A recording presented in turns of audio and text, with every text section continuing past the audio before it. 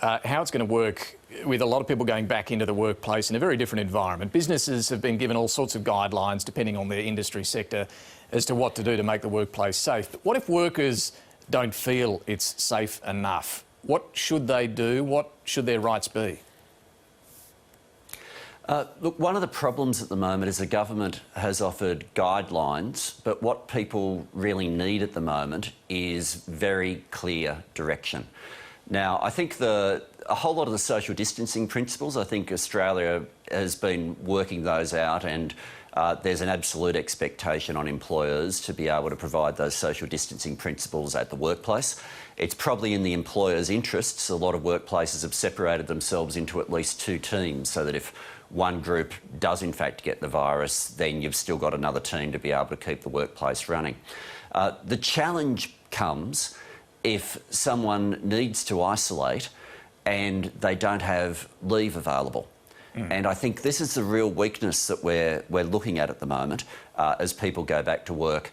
We're telling people to get tested even if you've got a scratchy throat, but in the real world, if you're in a situation where isolation means you're not going to be paid for a fortnight, there'll be a lot of people thinking twice, and that's one of the risks with a lot of people going back to work. Well, two parts just to pick up on what you said there. Firstly, the guidelines for employers, there should be clear directions. Are you suggesting there should be regulations with fines attached if a business doesn't have a COVID-safe workplace?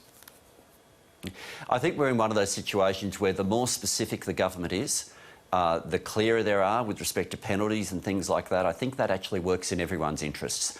I remember right at the beginning of this when the Prime Minister said that gatherings over 500, it was just a piece of advice, not a direction.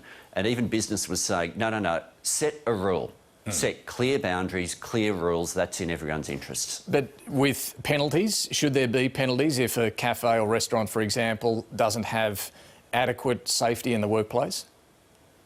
Of course there should be penalties. If you're putting people's health and safety at risk, then there should be penalties attached to that.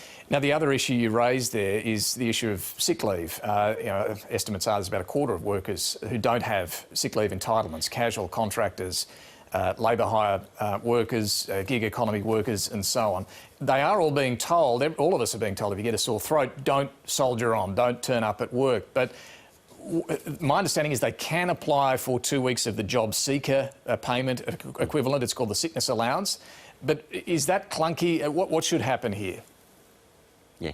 Look, the end thing that we want is we want to be able to make sure we're dealing with the public health crisis. And that means we want to make sure no matter what, anyone who should stay away from work for 2 weeks does stay away from work for 2 weeks.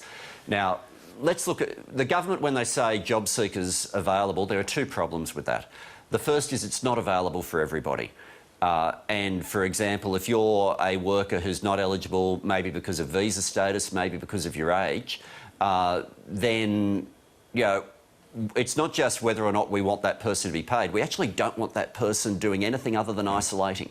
And if they're in a real-world situation of, well, I lose all my money, then I think we know what they'll do. The other thing is, even for the people who are eligible for job seeker, I'm not sure it passed the pub test to say, well, you know, you can go down to Centrelink, you can register, you can wait for a long period, and then eventually you'll get reimbursed at that rate. If at the end point people aren't going to do that because they're thinking, look, I've only got a bit of a niggle in the throat, maybe I should go to work, it's not simply a sick leave issue. It's actually a public health issue. So what should happen? What should happen for them? Look, we don't really mind how the government decides whether it's a mixture of government payments and business payments or what process the government goes down. But they need to deal with this core issue.